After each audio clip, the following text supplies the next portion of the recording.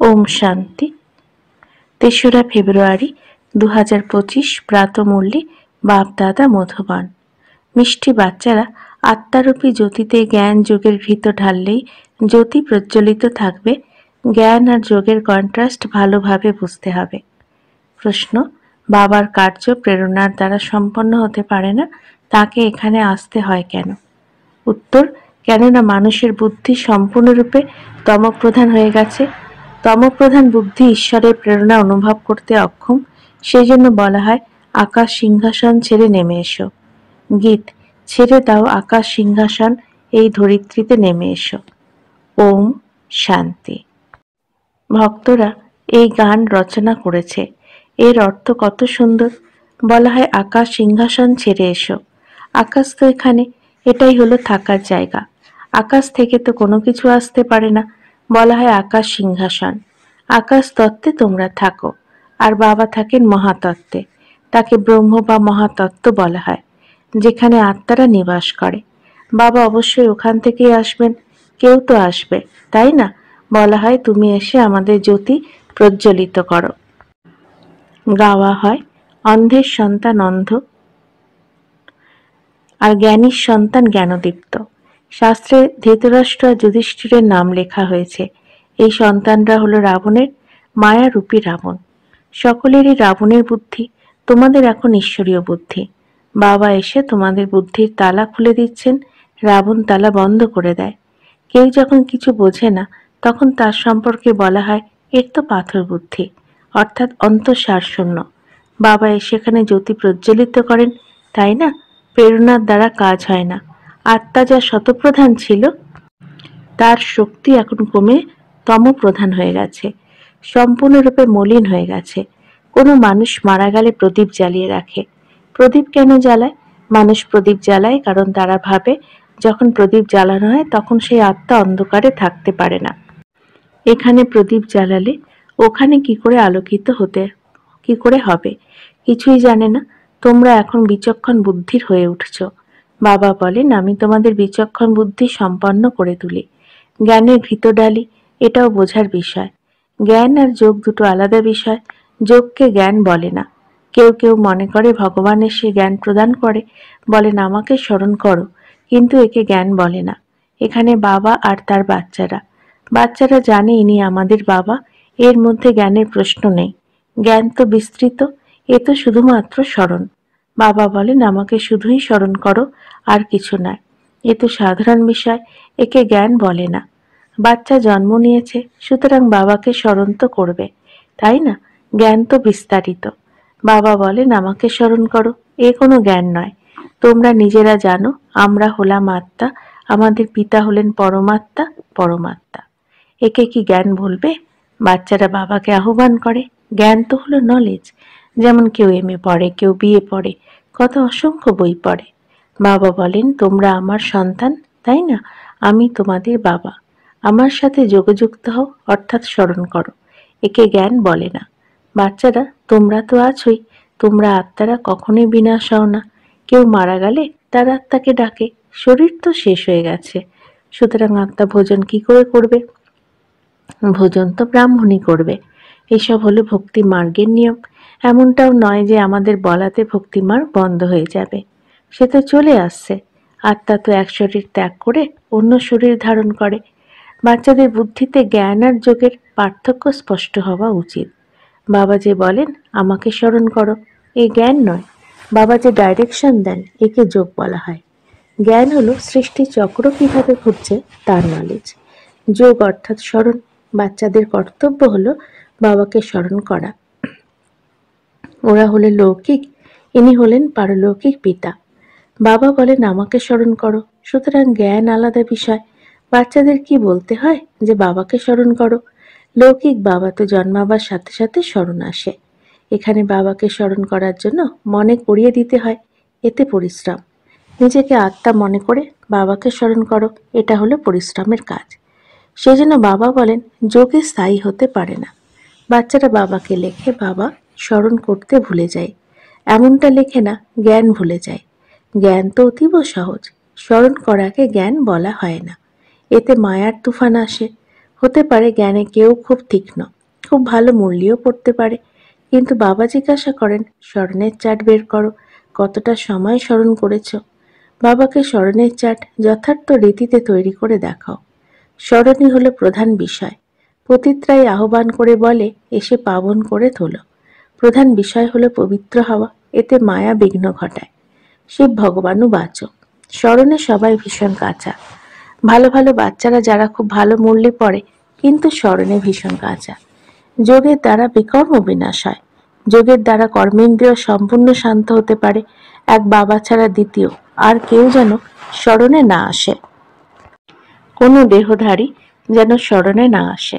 আত্মারা জানে এই সম্পূর্ণ দুনিয়া বিনাশ হবে, আমরা ফিরে যাব নিজের ঘরে, তারপর রাজধানীতে আসব। এটা সবসময় বুদ্ধিতে থাকা উচিত। জ্ঞান যা প্রাপ্ত হচ্ছে তা আত্মার মধ্যেই থাকা উচিত। বাবা হলেন যোগেশ্বর, যিনি স্মরণ করতে শেখান। বাস্তবে ঈশ্বরকে যোগেশ্বর বলা যায় না, তোমরা হলে যোগেশ্বর। বাবা বলেন, আমাকে স্মরণ করো। এই স্মরণ শেখান যিনি, তিনি ঈশ্বররূপী বাবা। তিনি হলেন নিরাকার বাবা, শরীর দ্বারা শেখায়। বাচ্চারাও শরীর দ্বারাই শোনে। কেউ কেউ যোগে খুব কাঁচা, একদমই স্মরণ করে না।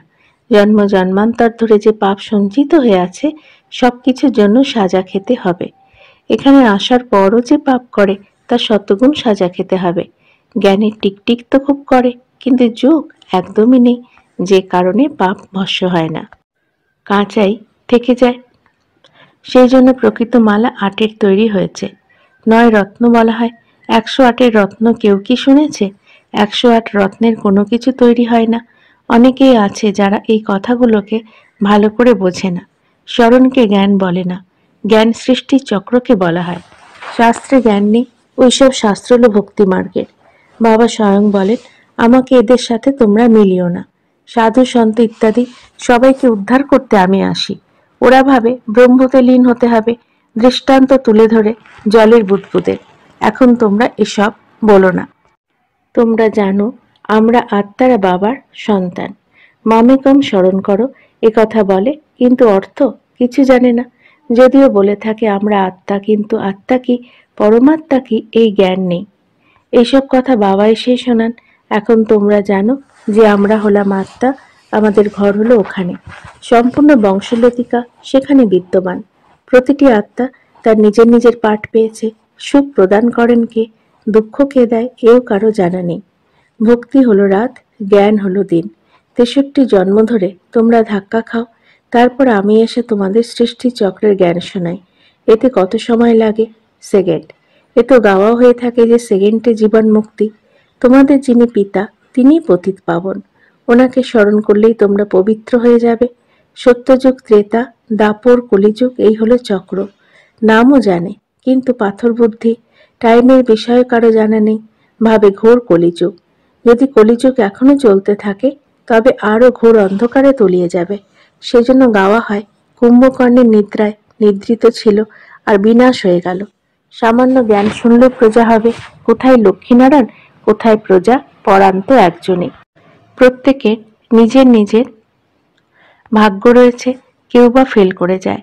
কেউ ধনুক এবং তীরের প্রতীক নিয়ে রামকে চিত্রিত করা হয়েছে, কারণ সে অসফল হয়েছে। এটাও গীতা পাঠশালা। কেউ তো কোনো মার্কস নেওয়ার যোগ্য নয়। আমি আত্মা বিন্দু, বাবাও বিন্দু, এভাবেই তাকে স্মরণ করতে হবে। যারা একথা বুঝতে পারে না, তারা কি পথ পাবে? স্মরণে না থাকার কারণে অনেক লোকসান হয়ে যায়। স্মরণের বল অনেক চমৎকারিত্ব করে থাকে। কর্মেন্দ্রিয় সম্পূর্ণ শান্ত শীতল হয়ে যায়। জ্ঞানের দ্বারা শান্ত হবে না, যোগ বলের দ্বারা শান্ত হবে। ভারতবাসী বাবাকে আহ্বান করে বলে যে তুমি এসে আমাদের সেই গীতা জ্ঞান শোনাও। তা কে আসবে শোনাতে? কৃষ্ণের আত্মা তো এখানে। কেউ সিংহাসনে বসে আছে, নাকি যে ডাকা হবে? কেউ যদি বলে আমি যে ক্রাইস্টের আত্মাকে স্মরণ করি, আরে সেও তো এখানেই আছে। ওরা তো জানেই না যে ক্রাইস্টের আত্মা এখানে আছে, ফিরে যেতে পারবে না। লক্ষ্মীনারায়ণ প্রথম নম্বর স্থানাধিকারীদের সম্পূর্ণ 84 জন্ম নিতে হবে, তাহলে কিভাবে ফিরে যেতে পারে? সব হিসাব আছে, তাই না? মানুষ যা কিছু বলে সে তো মিথ্যে। অর্ধকল্প হলো মিথ্যে খণ্ড, অর্ধকল্প সত্য খণ্ড। এখন প্রত্যেককেই বোঝানো উচিত। এই সময় সবাই নরকবাসী আবার ভারতবাসীরাই স্বর্গবাসী হয়ে ওঠে। মানুষ কত বেদ, শাস্ত্র, উপনিষদ ইত্যাদি পড়ে, কিন্তু এসব পড়ে কি মুক্তি পাওয়া যায়? নিচে তো নামতেই হবে। প্রতিটি জিনিসকে শত রজ তমর মধ্যে দিয়ে অবশ্যই আসতে হবে। নিউ ওয়ার্ল্ড কাকে বলে কারো এই জ্ঞান নেই। বাবা সামনে বসে এসব বুঝিয়ে বলেন। দেবী দেবতা ধর্ম কবে কে স্থাপন করেছিল ভারতবাসীরা এই বিষয় জানে না। সুতরাং বাবা বুঝিয়েছেন, জ্ঞানী যতই ভালো হোক না কেন, কিন্তু যোগে অনেক বাচ্চারাই অসফল। যোগ না হলে বিকর্ম বিনাশ হবে না, উচ্চ পদও প্রাপ্ত হবে না। যে যোগে মশগুল হবে সেই উচ্চ পদ প্রাপ্ত করবে। তার কর্মেন্দ্রিয় সম্পূর্ণরূপে শীতল হয়ে যাবে। দেহ সহ সবকিছু ভুলে দেহি অভিমানী হয়ে ওঠো। আমরা হলাম অশরীরী, এখন আমরা ঘরে ফিরে যাই। উঠতে বসতে মনে করো এই শরীর তো ছাড়তে হবে, আমার পার্ট প্লে করেছি, এখন ঘরে ফিরে যেতে হবে। জ্ঞান তো পেয়েছি, যেমন বাবার মধ্যে জ্ঞান আছে, তাকে তো আর অন্য কাউকে স্মরণ করতে হবে না, স্মরণ তো বাচ্চারা তোমাদের করতে হবে। বাবাকে জ্ঞানের সাগর বলা হয়, যোগের সাগর তো বলবে না। তিনি এসে চক্রের নলেজ শোনান আর নিজের পরিচয় দিয়ে থাকেন। স্মরণকে জ্ঞান বলে না। স্মরণ তো বাচ্চাদের সহজে এসে যায়, স্মরণ তো করতেই হবে, নয়তো উত্তরাধিকার কিভাবে প্রাপ্ত হবে? বাবা আছেন যখন, উত্তরাধিকার অবশ্যই প্রাপ্ত হবে। বাকি সবটাই নলেজ। আমরা 84 জন্ম কিভাবে নিয়ে থাকি, তমপ্রধান থেকে শতপ্রধান, শতপ্রধান থেকে তমপ্রধান কিভাবে হই, এসবই বাবা বোঝান। এখন বাবার স্মরণে থেকে শতপ্রধান হতে হবে। তোমরা আত্মিক বাচ্চারা এসেছো আত্মিক বাবার কাছে, ওনার শরীরের আধার তো চাই। বাবা বলেন, আমি বৃদ্ধ শরীরে প্রবেশ করি, এ হলো বানপ্রস্থ অবস্থা। যখন বাবা আসেন তখন সম্পূর্ণ বিশ্বের কল্যাণ হয়। ইনি হলেন ব্রহ্মা, ভাগ্যশালী রথ। এনার দ্বারা কত সার্ভিস হয়। সুতরাং শরীরের বোধ ছাড়ার জন্য স্মরণের প্রয়োজন। বেশি করে স্মরণ করা শেখাতে হবে। জ্ঞান তো সহজ, ছোট বাচ্চারাও শুনিয়ে দেবে। স্মরণের পরিশ্রম রয়েছে। এককেই স্মরণ করা, একেই বলে অব্যভিচারী স্মরণ। কারো শরীরকে স্মরণ করা, সে হলো ব্যভিচারী। স্মরণের দ্বারা সবাইকে ভুলে অশরীরী হতে হবে। আচ্ছা, মিষ্টি মিষ্টি হারানিধি বাচ্চাদের প্রতি মাতা পিতা বাপদাদার স্মরণে স্নেহ সুমন আশুপ্রভাত। আত্মাদের পিতা তার আত্মারূপী বাচ্চাদেরকে জানাচ্ছেন নমস্কার। আমাদেরও বাপদাদাকে ধন্যবাদ, নমস্কার। ধারণার জন্য মুখ্য সার। এক, স্মরণের বলের দ্বারাই নিজের কর্মেন্দ্রিয়কে শীতল শান্ত বানাতে হবে। ফুল পাস হওয়ার জন্য যথার্থ রীতিতে বাবাকে স্মরণ করে পবিত্র হতে হবে। 2, উঠতে বসতে যেন বুদ্ধিতে থাকে আমরা এই পুরনো শরীর ছেড়ে ঘরে ফিরে যাব। যেমন বাবার মধ্যে সব জ্ঞান রয়েছে, তেমনি মাস্টার জ্ঞান সাগর হতে হবে। বরদান, কম্বাইন্ড স্বরূপের স্মৃতির দ্বারা শ্রেষ্ঠ স্থিতির সিটে সেট থাকা সদা সম্পন্ন ভব। সঙ্গম যুগের শিবশক্তির কম্বাইন্ড স্বরূপের স্মৃতিতে থাকলে প্রত্যেক অসম্ভব কাজ সম্ভব হয়ে যায়। এটাই হলো সর্বশ্রেষ্ঠ স্বরূপ। এই স্বরূপে স্থিত থাকলে সম্পূর্ণ ভবর বরদান প্রাপ্ত হয়ে যায়। বাপদাদা সকল বাচ্চাদেরকে সদা সুখদায়ী স্থিতির সেট প্রদান করেন। সদা এই সিটে সেট থাকো, তাহলে অতীন্দ্রিয় সুখের দোলায় দুলতে থাকবে। কেবল বিস্তৃতির সংস্কার সমাপ্ত করো। স্লোগান, পাওয়ারফুল বৃত্তির দ্বারা আত্মাদেরকে যোগ্য আর যোগী বানাও। অব্যক্ত ইশারা, একান্ত প্রিয় হও, একতার একাগ্রতাকে ধারণ করো। এক মতের বাতাবরণ তখন হবে যখন সমাহিত করার শক্তি আসবে। তো ভিন্নতাকে সমাহিত করো, তখন নিজেরা একতার দ্বারা নিকটে আসবে আর সকলের সামনে দৃষ্টান্ত রূপ হবে। ব্রাহ্মণ পরিবারের বিশেষত্ব হলো অনেক থাকা সত্ত্বেও এক। এই একতার ভাইব্রেশন সমগ্র বিশ্বে এক ধর্ম এক রাজ্যে স্থাপনা করবে। সেই জন্য বিশেষ অ্যাটেনশন দিয়ে ভিন্নতাকে সমাহিত করে একতা নিয়ে আসতে হবে। ওম শান্তি।